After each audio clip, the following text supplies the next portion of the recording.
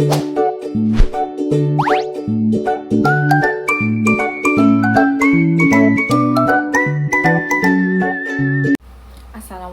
warahmatullahi wabarakatuh.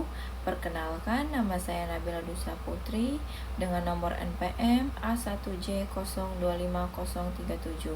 Di sini saya akan menjelaskan materi pembelajaran sepanjang hayat yang telah saya rangkum, yaitu yang pertama, pengertian pembelajaran sepanjang hayat.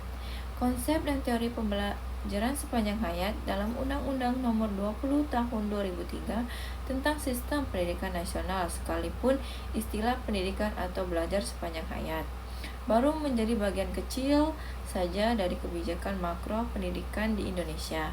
Setiap warga negara berhak mendapatkan kesempatan meningkatkan pendidikan sepanjang hayat.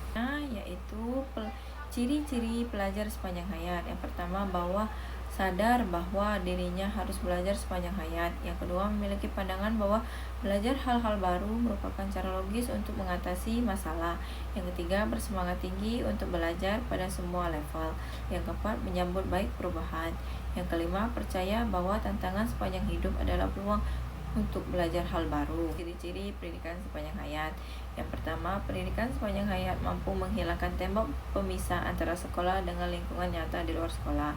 Yang kedua, pendidikan sepanjang hayat mampu menempatkan kegiatan belajar sampai dari proses hidup yang berkesinambungan. Yang selanjutnya yaitu sikap, perilaku, dan harapan pendidikan sepanjang hayat dapat dilihat dari 3 dimensi, yaitu yang pertama, perubahan pada kebiasaan diri untuk menjadi pembelajaran terus-menerus.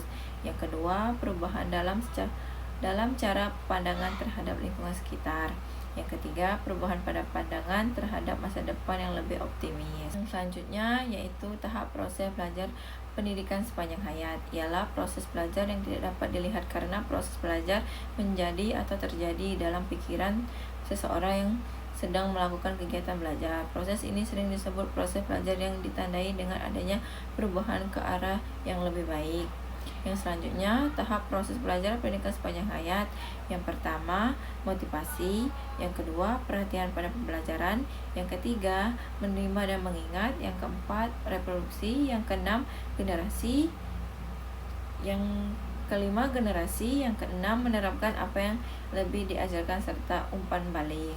Yang selanjutnya, penjamin mutu program belajar sepanjang hayat. Yang pertama, pembelajaran dilibatkan tugas on-taktik. Yang kedua, penilaian berbasis kinerja.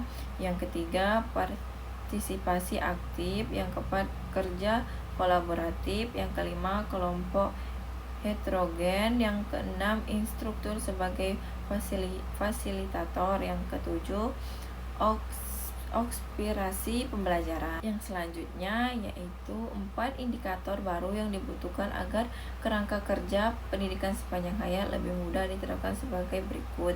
Yang pertama, transformatif, yaitu pembelajaran diperdayakan dan didefinisikan keberadaannya. Yang kedua, pengalaman hidup, yaitu tugas belajar berdasarkan pengalaman hidup. Yang ketiga, pemberian penghargaan, yaitu keuntungan langsung dari tugas belajar. Yang keempat, mengakomodasi perbedaan, yaitu belajar sesuai gaya dan referensi belajar. Yang selanjutnya yaitu implementasi konsep belajar sepanjang hayat. Biasanya tidak membutuhkan orang lain sebagai pembimbing khusus konsep belajar sepanjang hayat. Ini merupakan wahana yang tepat dan tangguh untuk mengacu kehidupan masyarakat kalau dengan salah satu cara dapat diusahakan. Selanjutnya yaitu tujuan pusat belajar sepanjang hayat. Untuk memperkarya kehidupan seseorang pada tahap perkembangan selanjutnya belajar sepanjang hayat ini tidak hanya menggunakan perancangan saja, melainkan juga bermanfaat bagi masyarakat secara keseluruhan. Yang selanjutnya, tripusat pendidikan belajar sepanjang hayat. Yang pertama, keluarga. Keluarga merupakan lembaga pendidikan tertua, terdiri dari kelompok orang dengan hubungan saudara bersifat informal. Yang pertama, yang utama dialami oleh anak. Yang kedua, sekolah. Sekolah merupakan sarana yang secara sengaja dirancang untuk melaksanakan proses pendidikan. Yang ketiga, masyarakat. Masyarakat sebagai pusat pendidikan sangat bergantungan pada taraf perkembangan dari masyarakat. Itu bersifat sumber belajar tersedia di dalamnya. Yang terakhir, kesimpulan.